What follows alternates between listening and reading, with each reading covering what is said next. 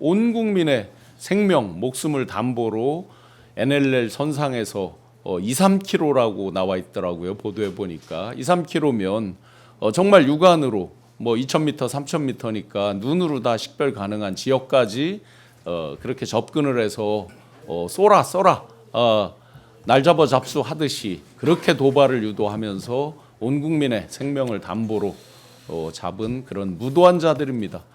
그런 자들이 지금도 감옥에서 구치소에서 나오지도 않고 계속 버티기고 또 어젯밤에 이제서야 행안부 장관은 구속이 되고 벌써 내란이 일어난 지 8개월이 됐습니다. 12.3 내란의 밤 이후에 벌써 8월 달이니까 만으로도 8개월이 됐습니다. 이 시간 동안 너무나 많은 진실이 가려져서 정말 많은 국민들이 화가 나고 여전히 잠을 잘 못 이루는 분들도 많이 있는 그런 상황인데도 이 무도한 자들은 계속해서 진실을 가리고 있습니다. 박선원 의원 통해서 많은 부분들 실체적 진실에 이렇게 접근해서 뵀는데요.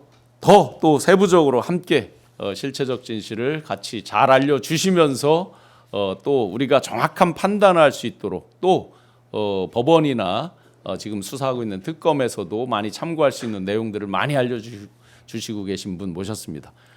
김종대 전 의원님. 네. 아이고 뭐 오늘 아주 비장하게 소개를 비장했습니다. 네. 방송 전에 네네. 지금 그 개헌과 내란에 대해서 우리가 지금 많은 얘기를 하고 있지만은 네. 저는 개헌 내란에 대한 이런 어떤 그 진상이 밝혀지는 가운데서 나는 이 책이 나왔다는 게 네네. 이게 저 김대중의 망명일기인데 예예. 한길사. 어떤 네. 운명처럼 느껴져요. 네. 네. 이게 그 72년에 일본의 김대중 저 그때 이제 대선에 지고 일본에 망명가 있을 때 예. 국내에서 유신 비상계엄이 선포된 겁니다. 네네. 그때부터 하루도 안 빼놓고 적은 일기가 최근에 저기 그 저 연희동 사저에서 발견이 됐어요. 네, 이게 네. 그 수첩을 그대로 복원한 건데 어허, 김대중의 수첩. 예. 이게 최근에 발견됐거든요.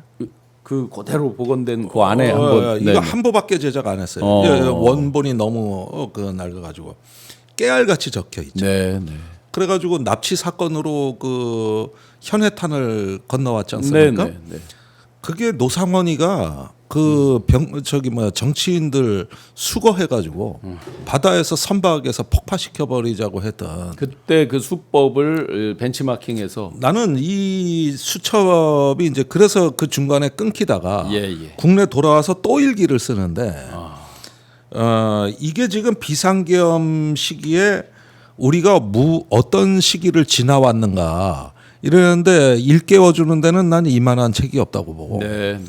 상당히 그 어떤 정치인으로서의 결단 위대한 정신 절대 녹슬지 않을 나는 그 정신을 봤다고 봐요. 이게 바로 우리가 지금 계엄을 극복하는 동력이라고 보는데 네. 그 책 카바에 이런 말이 있습니다. 예.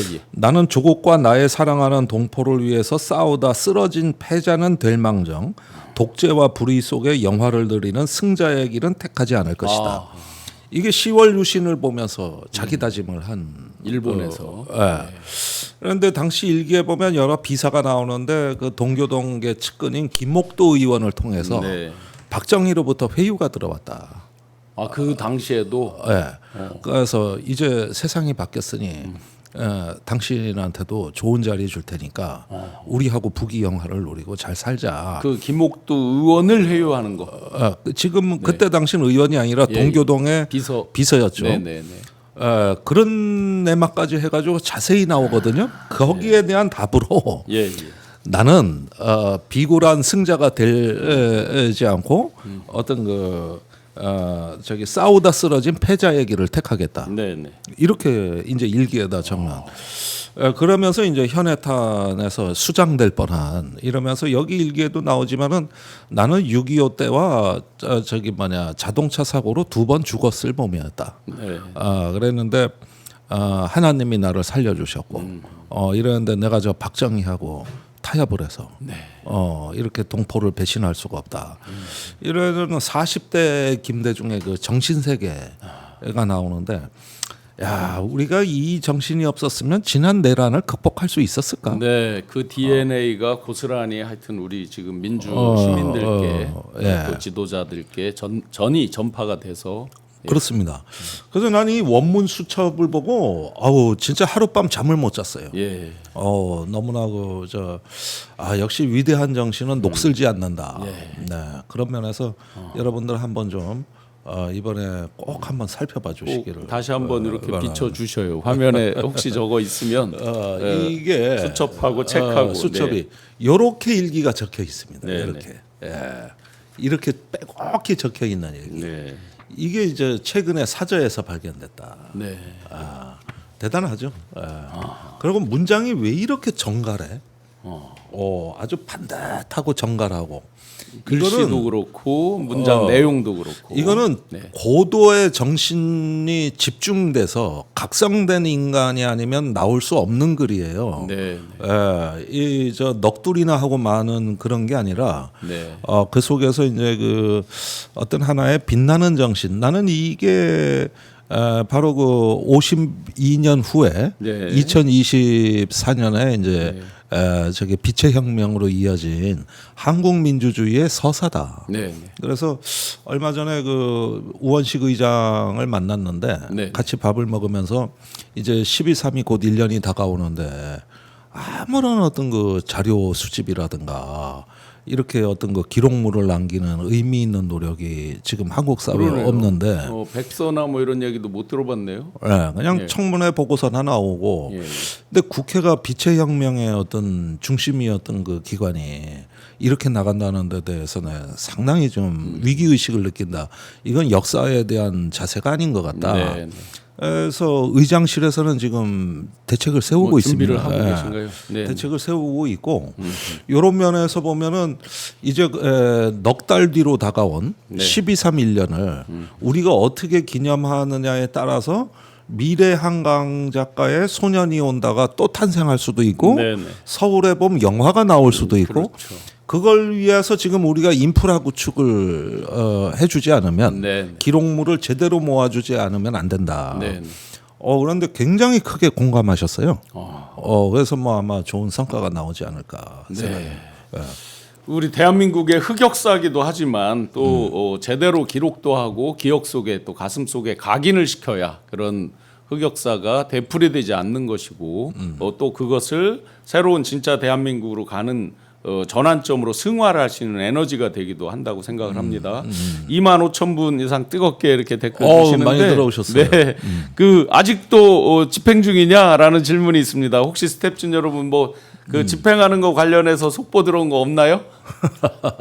아직 없습니까? 네. 아마 그러면 지금쯤 네네. 안에서 실강의가 벌어지고 있지 않을까. 9시부터니까 네네. 나가겠다는 끌어내겠다는 측과 못 나가겠다는 측이 네네. 지금쯤 아마 심각한 대치 상황이 근데 아닐까. 못 나가겠다는 측은 원칙적으로 보면 한두 명밖에 없는 거 아니에요? 한 윤석열 명이죠. 본인하고 예. 뭐 혹시 변호인이 이런 때 들어올 수 있나요, 이게? 변호사 선임계도 안 냈습니다. 그러면 이것도 본인 한 명이잖아요. 그죠? 그런 셈이죠. 예. 지금 1시간이 지났는데 하도 이제 진짜 황당하게 하니까 김한근 님께서 사지를 들어서 입막음하고 강제로 끌어내라.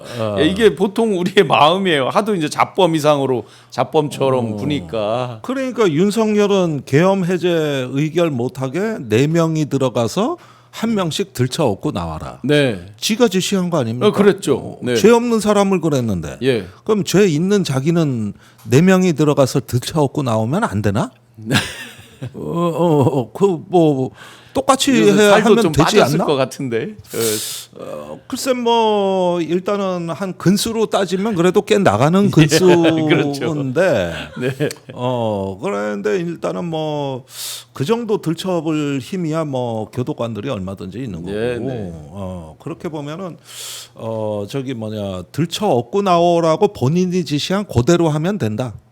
의원님 보시기에 이렇게 정말 자범 이상으로 뭐 깨병 눈이 뭐가 안 좋다 뭐 혈관이 뭐 막혀서 어쩌다 계속 이런 식으로 창피하게 정말 자기들이 생각해도 굉장히 졸렬한 어떤 핑계들인데 이렇게까지 이 소위 이제 개긴다 그러랄까요? 이렇게 하는 이유는 뭐라고 생각하셔요? 그러니까 인간이 그 모양이고 추잡하기 때문이다. 원래가 본성이. 그래서 그러지 더도덜도 이유가 없다. 말하자면은 제가 이건 뭐 제 얘기 같지만은 대선 3차 TV 토론이 끝나고 네, 네. 이틀 밤을 새우고 다음 날 이제 조금 잠을 잤는데 하필이면 그 다음 날이 마포 경찰서 조사가 예정돼 있는데 네. 온몸이 아파오는 거야. 예. 그런데 걷질 못했어요. 이 무릎이 아파가지고. 그런데 마포 경찰서 조사 날짜는 됐고 예. 그 바쁜 와중에 가가지고 몇 시간 조사를 받았거든요. 네, 네. 나오는데 걷질 못하니까 무릎을 굽히질 못하니까 형사가 불쌍해 보였는지 가방을 문 밖에까지 들여다 주더라고. 얼마나 안 돼 보였는지. 그런데 내가 이런 핑계로 해가지고 조사를 미룬다는 게 내 자존심상 허락이 안 되는 거야. 네, 허락이. 네. 사실 아프다고 하고 안 가도 됐는데 나는 이런 게 핑계로 비춰지는 것도 싫다. 그래가지고 마포 경찰서에서 나오는 길에 공덕역으로 걸어가다가 보니 정형외과가 하나 보이더라고. 거기 가서 그냥 데모 주사 2방을 갖다가 저 무릎에 맞고 약을 먹으니까 이튿날부터 조금 풀리더라고. 네. 이게 이제 대선 때 과로 때문에 네. 그런 거거든요. 그래 권영국 후보 뭐가 만들어내느라고 그랬는데 남자가 말이죠. 뭘 갖다가 조사받고 진실을 얘기하겠다 하는데 설령 자기한테 유불리를 떠나가지고 그럴 때 나는 구질구질해지는 게 제일 싫어. 예. 아파도 가야지. 그런데 이자는 말이요. 내가 이래 보면 우리 같은 성실한 시민들은 이렇게 사는데 네, 네. 자기 혼자 말이지 그냥 바닥에 배 깔고 누워가지고 그래서 이럴 때는 나는 특검이 머리를 써야 된다고 보는데 네, 네. 사실 이런 방식의 실익이 있는가 난 좀 의심스러운데 끌어내봤자 또 진술이 나올 리도 없고 차라리 저기 폭탄주하고 장어를 준비해놨으니 네, 네. 유인책으로. 네. 그 저기 얼마나 고프겠어. 맞아요. 제가 봐도 그게 훨씬 더 유효한 방법일 수도 있어요. 그래 나와서 10분만 조사하고 한 3시간 술 먹고 인간적인 얘기 좀부터 시작하면서 우리 일을 시작합시다. 이랬으면 나는 훨씬 더 빨랐을 거라고 보는데. 일단 저는 저 선풍기를 고장 내키는 게 또 일단 1차적으로 빠를 거라고 보고요. 그러니까 그렇게 해서 좀 뭐 이렇게 했으면은 지금쯤 뭐 그러지 굳이 저 끌어내 봤자 또 저기 뭐냐 이걸 또 퍼포먼스로 만든다고요. 네. 이제 뭐 자기 인권이 유린당했다. 이렇게 하면서 지지층 결집에 또 하면은 네. 전환길이가 또 이제 네. 국민의힘에서 또 기자회견하고 이러면은 이게 당대표 선거에도 영향을 줍니다. 글쎄요. 예.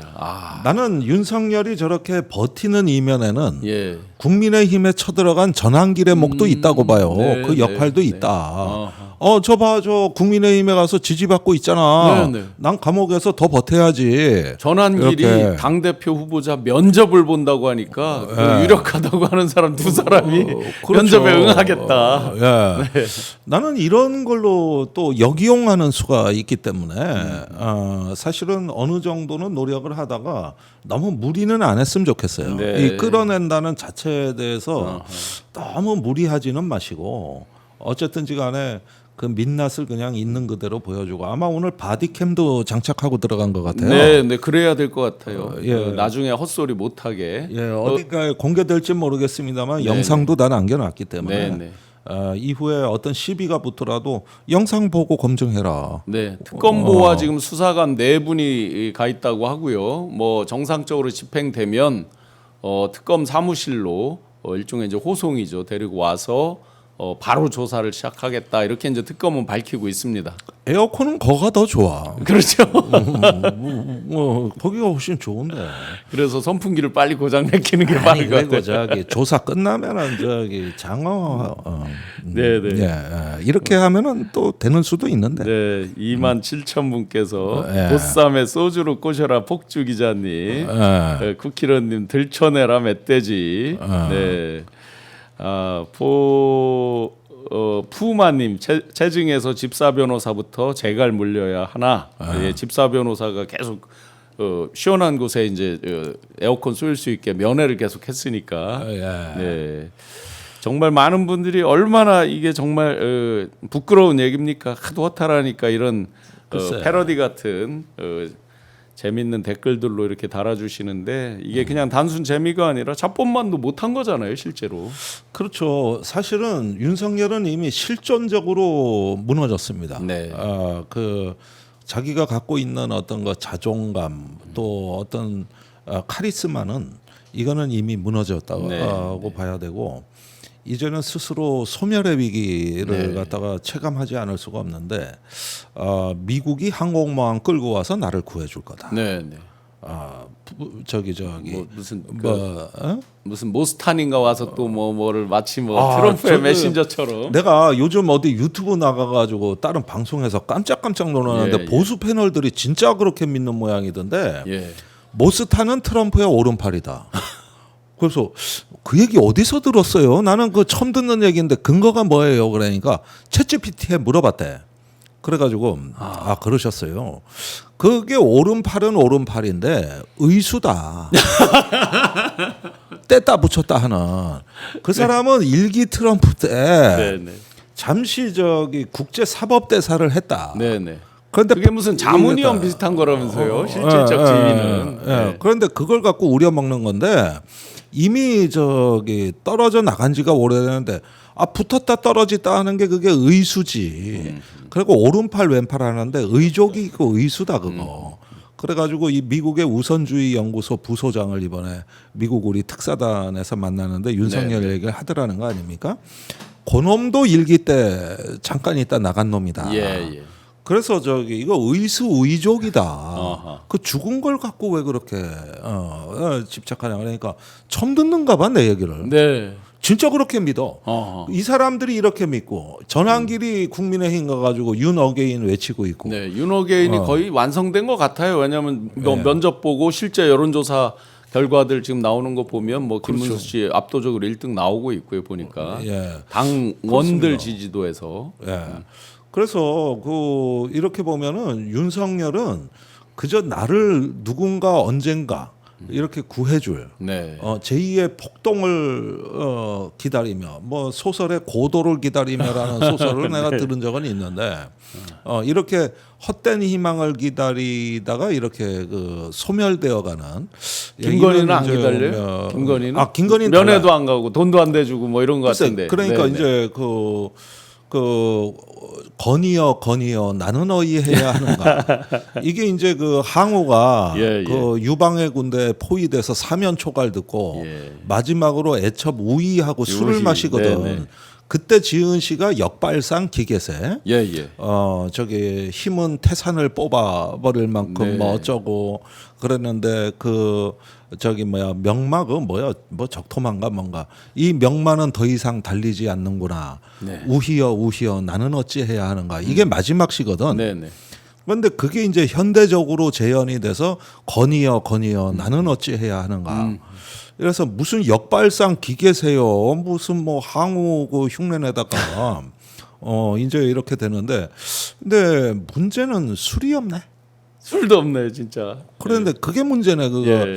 건의도 없고 술도 없고. 그게 문제요 이게. 아하. 그리고 이번에 이제 그 왜 시민 참여 재판 106명 처음에 해서 이제 승소를 했잖아요. 예. 그 보니까 이제 그게 가집행도 할 수 있다는 거예요. 1심 승소에 기초해서. 네. 그러면 6억 6천 신고돼 있더라고요. 윤석열은 저 김건희는 73억 돼 있고.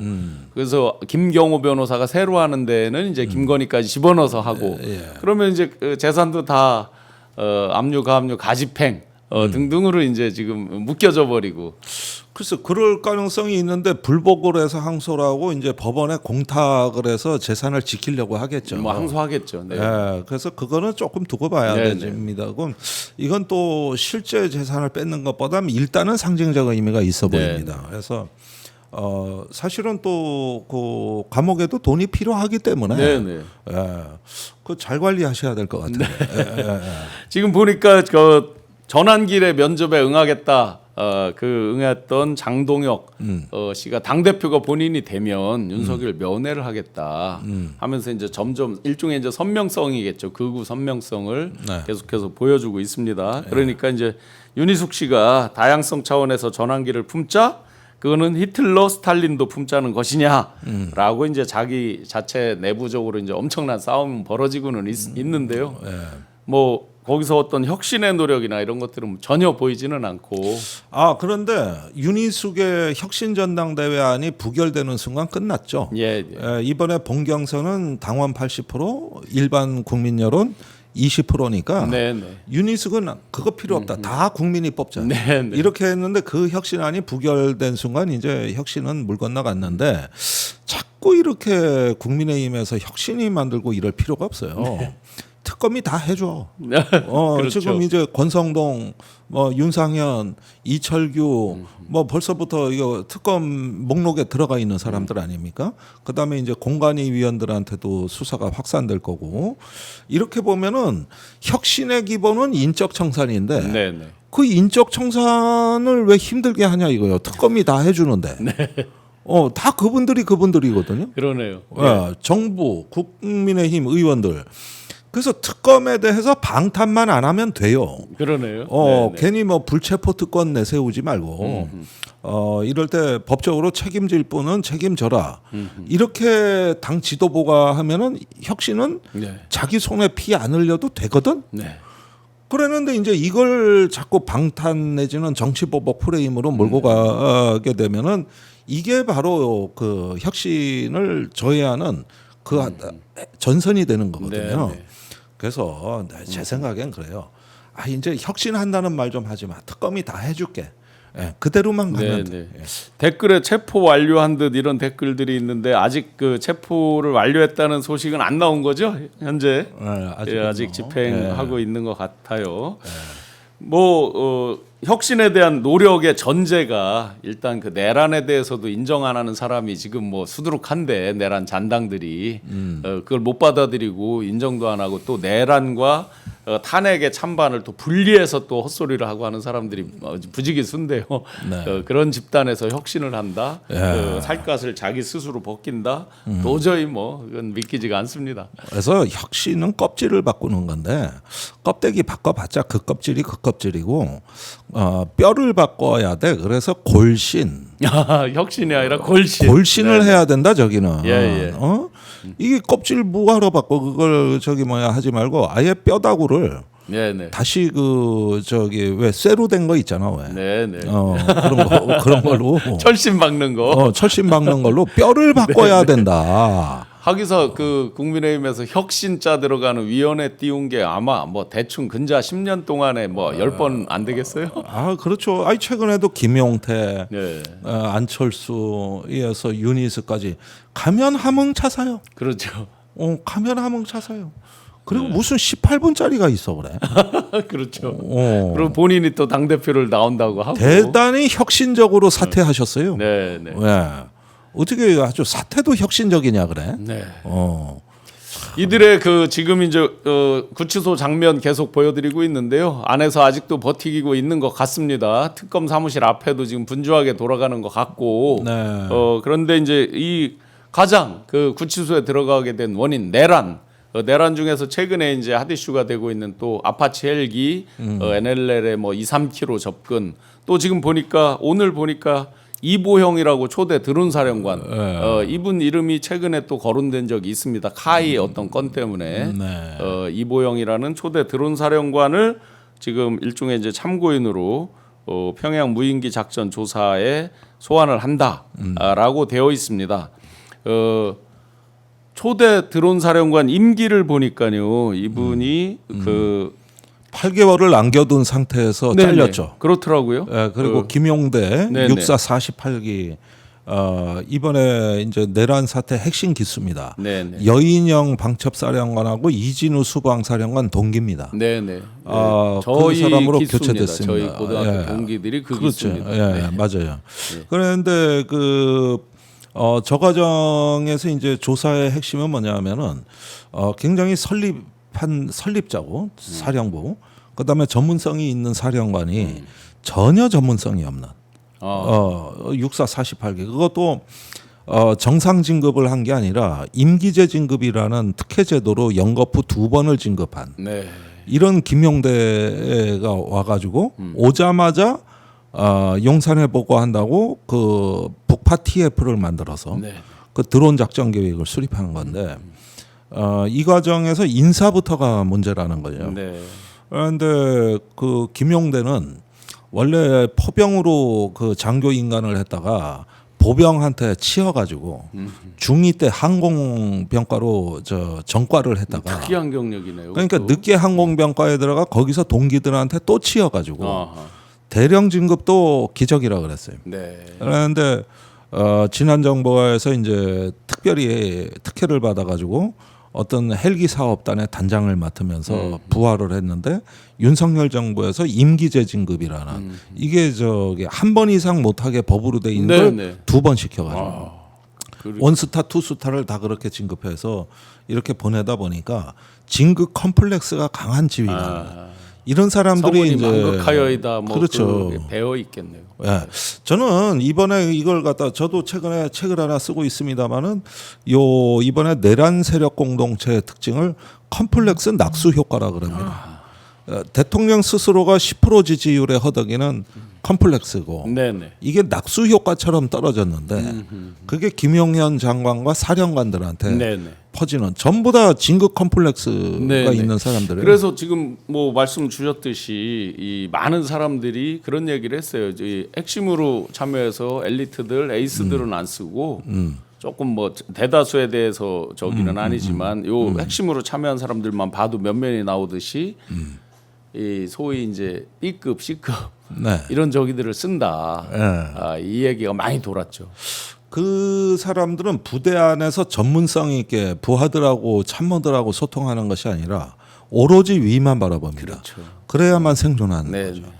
그래서 이런 콤플렉스 공동체, 콤플렉스 낙수 효과가 저한테는 아주 인상적이고 이게 군내의 어떤 그 비공식 파벌을 형성하는 하나의 어떤 정서적 그 공통분모인데 만약에 이번 내란 사건에서 사성 장군 한 명만 끌어들였어도 네네.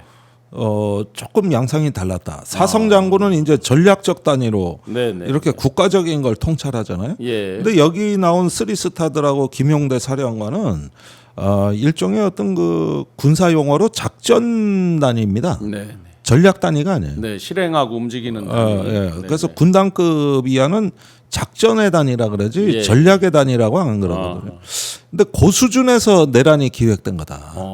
그러니까 얼마나 이게 검토 사항이 제한적이고 그러면서 이제 몰락의 길로 가게 됐는데 그 컴플렉스가 뜻밖의 또 터무니없는 망상의 어떤 토양이 됐다는 것도 한번 네. 잘 우리가 주목해야 될 사항이죠. 이게 지금 뭐 굉장히 중요한 사실은 지점을 짚어주신 건데 컴플렉스 이런 것들도 저기로 보면 질병이잖아요. 네.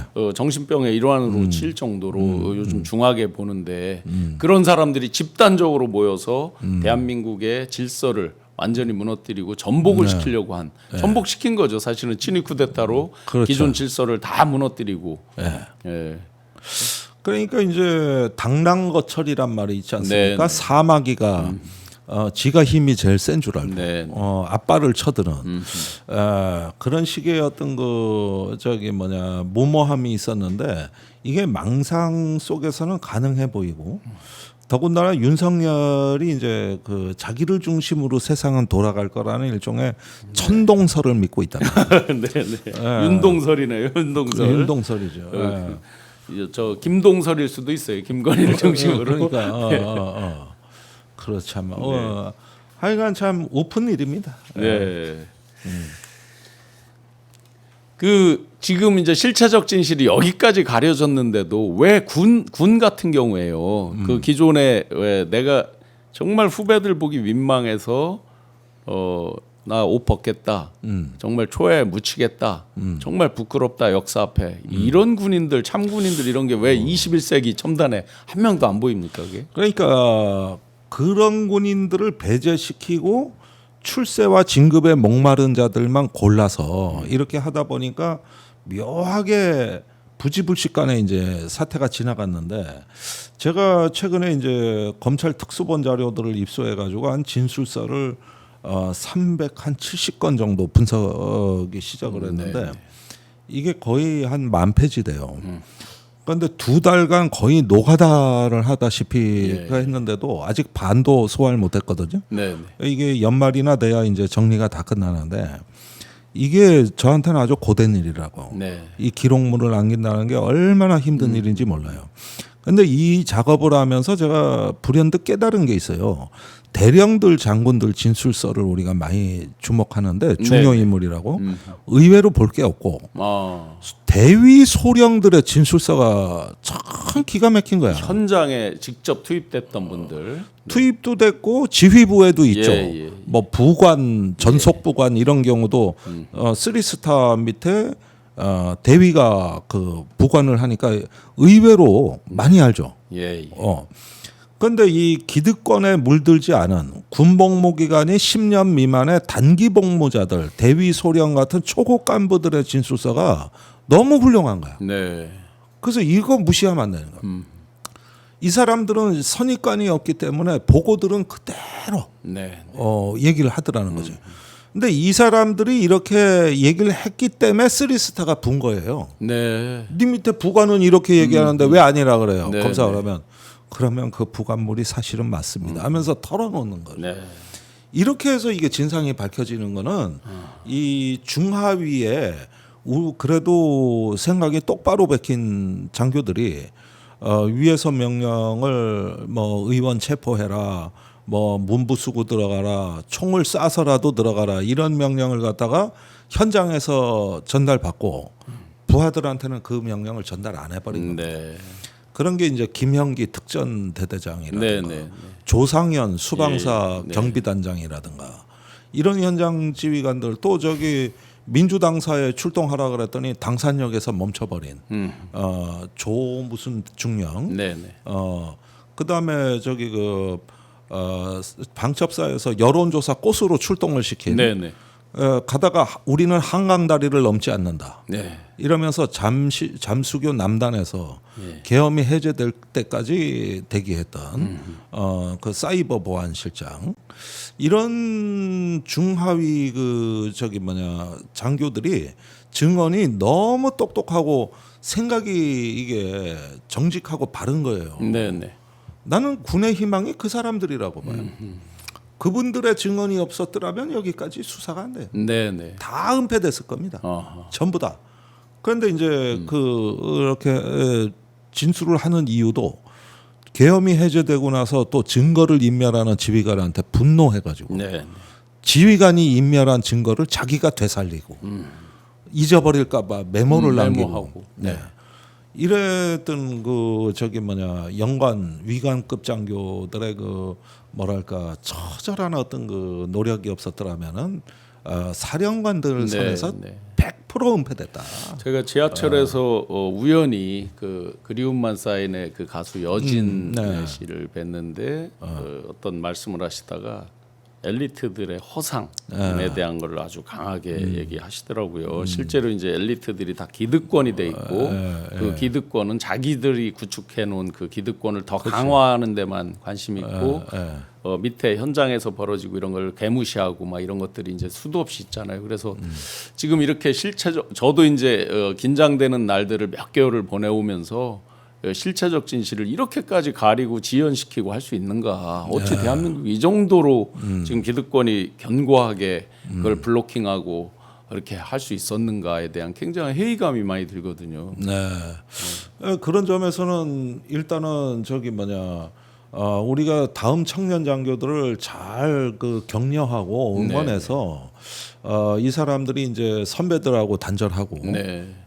이 어떤 국가 안보의 초석이 될 수 있는 이런 어떤 후원을 하고 응원을 해준다면은 저는 희망이 있다. 이 나라가 그리고 이러는 와중에서도 이제 시민들의 정말 높아진 우리가 민주주의를 회복했다는 어떤 높은 자존감. 이게 이제 동아시아의 등불이 되는 그렇죠. 겁니다. 다들 민주주의가 무너지는데 네. 우리는 그걸 회복했다. 그래서 이번에 관세 협상도 여러 가지 이제 그 큰 고비는 넘겼는데 네. 나는 이게 내란을 극복하고 새로 출범한 민주주의가 회복된 나라에서 이제 관세 협상까지 어느 정도 마무리를 짓게 되면 나는 이제 올해 10월, 11월 연말이 오기 전에는 이 정부가 조금 국정의 어떤 개혁 비전, 네네. 새로운 나라의 어떤 희망, 네네. 그리고 지금까지 이렇게 위기를 돌파해준 시민들의 가장 높은 자존감을 이걸 빛나게 해주는 국정의 어떤 청사진이 나올 수 있는 거 아닐까? 또 그걸 통해 가지고 우리가 조금 국민들에게 희망과 어떤 비전을 제시할 수 있는 이러는 그 또 하나의 제2의 어떤 정권 교체로 네네. 이렇게 나갈 수 있는 발판이 마련이 될 거라고 봐요. 관세 협상 말씀 주셨는데 네. 아찔아찔한 게요. 실제로 그대로 지금 계속 그들이 목리 부리고 실체적 진실 가리고 허위로 여러 가지 하고 하면서 한덕수 그 체제에서 이걸 서둘러서 하려고 그랬던 거 아니에요. 그렇죠. 만약에 그랬으면 어땠을까? 정말 아찔아찔해요. 많이 더 내줬을 가능성이 있죠. 네. 근데 그 부분을 우리가 지금에 와가지고 막 파헤치고 두들겨 패는 거는 쉬운 정치인데 네. 그런데 사실은 놀랍게도 이재명 정부는 그렇게 하질 않았어요. 네. 그게 아니라 그동안에 협상되는 것은 마음에 들든 안 들든 동티나지 않게. 왜냐하면은 이게 미국이라는 상대가 있기 그렇죠. 때문에 네네. 우리 국내 정치 논리로 접근할 수가 없는 거예요. 네. 그래가지고 그걸 동티나지 않게 관리하면서 다시 이어받아 가지고 하나의 어떤 매듭을 질 수 있는 네네. 여기까지 관리했다는 건 나는 굉장히 네. 놀라운 과정이라고 보는데. 야당에서는 이제 15%가 되니까 또 헛소리하면서 13은 됐어야지 이런 황당한 얘기. 25에서 15가 안 되면 망한 거다라고 이제 얘기를 하더니 막상 이제 15%가 되니까 또 13은 됐어야지 이런 헛소리들도 하고 하는데요. 좀 전에 이제 굉장히 좋은 평가를 해주셨는데 혹시나 이제 포인트로 보는 어떤 그런 부분들이 있으셨습니까? 아니 외교와 요즘 이제 이런 통상은 저기처럼 움직이니까. 네. 근데 그 안보 분야는 제가 오늘 경향신문에 칼럼 하나 낸 게 있어요. 네네. 관세 협상에서 안보가 빠진 진짜 이유. 네. 그건 앞으로 9월에 따로 온다는 거죠. 아하. 9월에 국방비 이제 분담 문제, 그다음에 동맹 현대화, 주한미군 미군에 대한 재배치 문제 네. 이런 거는 이제 없어졌다고 착각들 하지 마라. 네. 준비 중이다. 예. 미국이. 그래서 그거는 경고를 하는 칼럼을 오늘 아침에 썼어요. 예. 그런데 사실은 대단히 협상이 잘 됐다 그러는데 말에 어폐가 있는 게 이 잘 됐다고 하는 의미가 뭐냐면 옛날에 우리가 영화 친구 같은데 보면 선생이 딱 그 학생들 한 명씩 나오라 그래가지고 시계 풀르면서 아버지 뭐 하시노 이러지만 우리가 학교 다닐 때 제일 많이 들은 건 몇 대 맞을래? 네. 너 수학 성적 10점 떨어졌지? 그러니까 그만큼 맞아야 되지. 그러니까 맞겠습니다. 그러면 두들겨 패버리고. 그러니까 트럼프가 전 세계를 일렬로 세워놓고 몇 대 맞을래? 이런 식으로 하니까 25%, 15% 이렇게 하는 건 이 자체는 잘못된 질서거든. 이거는. 예. 근데 앞에 다른 애에 비해서 덜 맞았다. 또는 비슷하게 맞았다. 이거를 말하자면은 성공이라고 하는 프레임에서 우리가 지금 너무 기뻐하는 게 좀 이상한 성공까지는 아니지만 이제 선방. 네. 그러니까 이런 것들이 이상한 질서죠. 왜 갑자기 사이좋게 지내다가 지가 오야붕 노릇을 하면서 세워놓고 때려? 사실은 그러니까 FTA 이런 질서로 기존에 굴러가고 있었는데 이제 그렇죠. 개별 협상 이걸로 갑자기 들어오면서 네.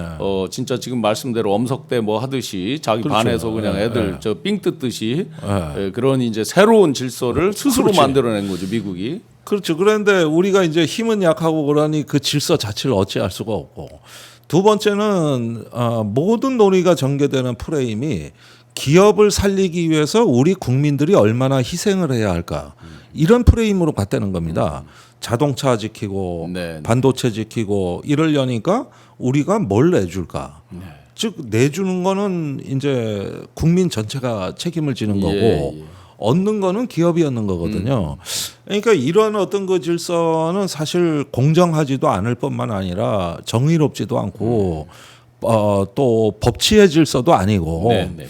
그런데 이런 와중에서 더 나빠지지 않았다는 의미에서의 성공이라 이겁니다. 네.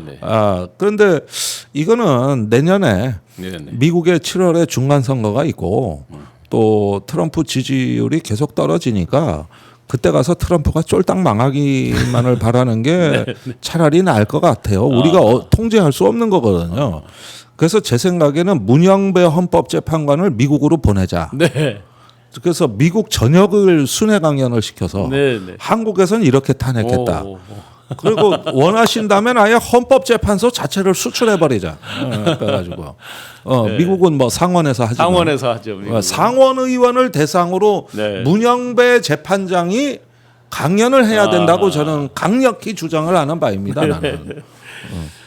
그 이제 새로운 통상 질서 그렇고 그게 에이펙에 미치는 영향도 있을까요? 큽니다. 우리는 이거는 굉장히 지금 정성대로 준비를 하는 건데. 예, 이제 경주에서 10월에 열리는 이때는 모든 나라와 관세 협상이 다 끝났을 때니까 이제는 폐허가 된 어떤 그 국제 관계가 다시 이제 회복을 도모해야 될 시점이고 또 시진핑하고 요즘 트럼프가 사이가 좋습니다. 네. 굉장히 좋아요. 뭐 일각에서 그거는 가짜죠. 저 시진핑 뭐 실각설 뭐 아유, 수없이 뭐. 유튜브에 엄청 나오는데. 예, 그런 얘기도 많이 나오는데 예. 좀 흔들린 건 사실이에요. 그러지만은 이게 무슨 레짐 체인지 또는 리더십 체인지로 갈 만한 것도 아니고 미국의 대중국 정책이 압박하고 견제한다는 건 있지만은 선거 과정에서 있었던 그 강성 반중 인사들이 한때 주장했던 뭐 포틴저라든가 이런 사람들이 주장했던 중국의 정권 교체론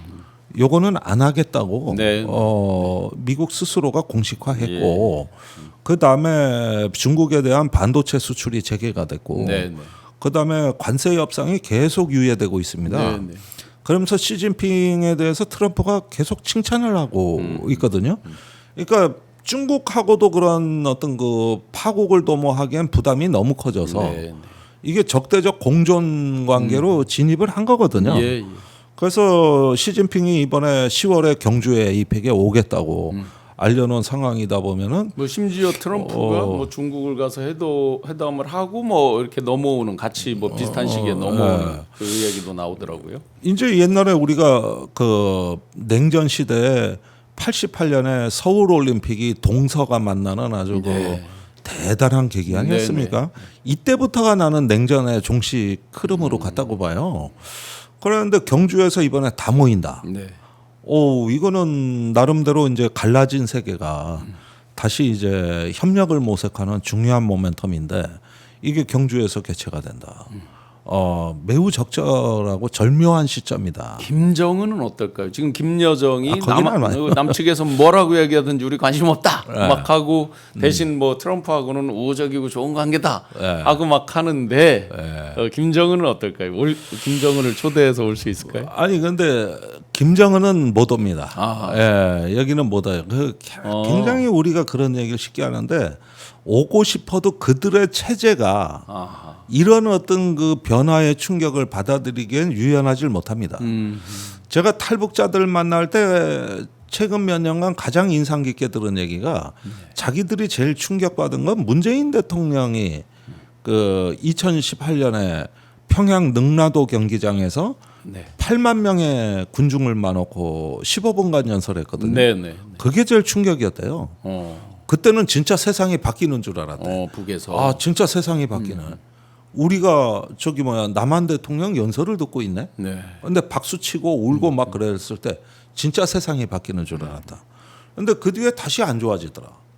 그러면은 왜 그때 불렀냐? 이게 평양의 청년들이 늘상 하던 얘기였다는 거예요. 이것만 해도 감당을 할 듯 말 듯한 충격인데 하물며 김정은이 와가지고 뭐 어디 서울에서 연설을 한다. 이렇게 되면은 이게 남북이 둘 다 뒤로 자빠질 일이거든요. 근데 우리는 그런 충격을 받아들일 수 있는데 북한은 안 돼요. 아직까지는.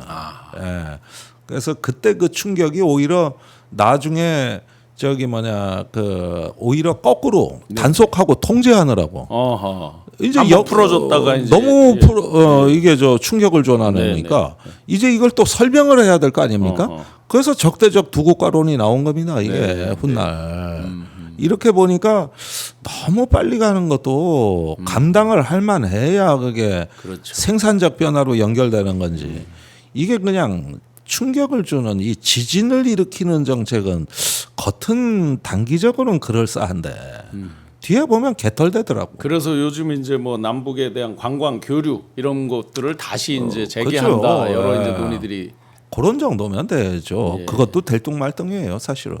서로 일단은 긴장만 고조시키지 않고 냉정하고 안정된 이런 어떤 그 상황만이라도 조성해 놓은 것만 해도 다행입니다, 솔직히. 너무 욕심내면 안 돼요. 제가 남북 경협 한참 이제 할 때 평양 뭐 남포 뭐 금강산 원산 뭐 많이 다녀봤는데 제 생각은 통일에 대한 거는 교육을 할 필요가 없다. 교류만 활발해져도 저절로 느끼게 된다. 그렇지. 예, 그런 생각이 들더라고요, 실제로. 그러니까 이제 그럴 때 내부 통제가 이완될까봐 어느 발전의 시점에서 북한이 멈추고 되돌아서고 네. 결국 그 체제 문제를 넘어서질 못하는 상황이죠. 지금 속보에 김건희 특검에서 집사 게이트, IMS 모빌리티 회사하고 HS 효성을 압수수색하고 있다라고 이제 뉴스에 이게 나오고 많이 있습니다. 늦은 거예요. 네. 저번에 영장이 기각돼서 이제서야 이제 하다 보니까 그다음에 그 돈을 낸 기업들 이제 대표를 불렀잖아요. 네, 네. 그건 원래 맨 나중에 하는 거거든. 네. 그런데 그때 영장이 기각되니까 순서가 바뀌어가지고 그리고 압수수색을 이제 다시 하는. 네. 이게 이제 도망갈 법원에 사람 다 도망갔고 IMS 글쎄. 모빌리티 그 저기 도망갔고 HS 효성 조현상 그 오너도 도망간 건 아니겠지만 하여튼 해외에서 아직 안 들어와서 출석을 안 하고 있고 이렇죠. 그렇죠. 이게 이번 특검 수사에서 가장 저로서는 뼈 아픈 대목이다. 그때 그 압수수색 영장이 기각되고 하면서 약간 수사 방향이 틀어진 거. 네. 이거는 참 두고두고 아쉬운 상황이죠. 이건 만시지탄이죠. 네. 이 뜨거운 여름에 벌어지고 있는 국민들 열불나게 하는 국민들 가슴을 더 뜨겁게 만드는 각종 사고들, 사건들, 특히 지금 이 시간에 펼쳐지고 있는 윤석열 체포. 혹시 뭐 체포에 대해서 다른 속보 지금 있던가요? 여전히 그냥 그 안에서 그렇다는 얘기는 되긴다니까. 아하. 저기 쉽게 안 나온다니까. 차라리 돼지를 도살장에 끌고 가는 게 빠르지. 예, 지금 안 그래도 뭐 수많은 2만 5천 분이 넘는 2만 6천 분 댓글이 거의 뭐 비슷한 의견들입니다. 뭐 총이라도 쏴서 끌어내라 등등등 총을 보여줘라 뭐 별의 이제 하도 패러디 같은 말씀드리지만 하도 한심하니까 참 답답합니다. 사실은 버티는 입장에서도 자기도 이제 긴장을 해가지고 이걸 안 나가려고 버텨야 되니까 네, 네. 거기에다 선풍기도 들어왔다 안 들어왔다 그러니까 네, 네. 윤석열 본인도 자기와의 싸움이라고 이게. 그러네요, 진짜. 이게 얼마나 버틸지. 예. 그러니까 오전 상황은 조금 경과하시고 점심 때쯤 한번 그 상황을 보시면은 다소 변화가 있지 않을까? 시작할 때 김종대 의원님께서 DJ가 다짐했던 그것과 그 다짐과 윤석열의 지금 행태, 정말 너무나 한심한 그 태도, 완전 그 180도 다른 이것을 보면서 정말 역사 앞에 우리가 어떤 마음으로 임해야 되는지를 다시 다짐을 해봅니다. 그렇죠. 네. 다시 한번 말씀드리자면 위대한 정신은 녹슬지 않는다. 네. 우리가 맨날 뉴스를 하루하루 소비하고 한 달 지나면 가치가 바뀌고 말이 바뀌고 이러지만은 50년이 지나도 안 바뀌는 빛나는 정신이다. 네. 오히려 이런 것들을 우리가 주목하고 조금 더 되새기는 네. 이런 것들이 어떤 빛의 혁명을 완수하는 품격이라고 저는 봐요. 네. 빛의 혁명을 완수하는 그 품격에 품격을 더해주신 우리 김종대 의원님 감사 말씀드리면서 이만 인사드리겠습니다. 네, 고맙습니다. 고맙습니다. 네, 뜨거운 여름 건강 유의하시면서 잘 지내시기 바랍니다.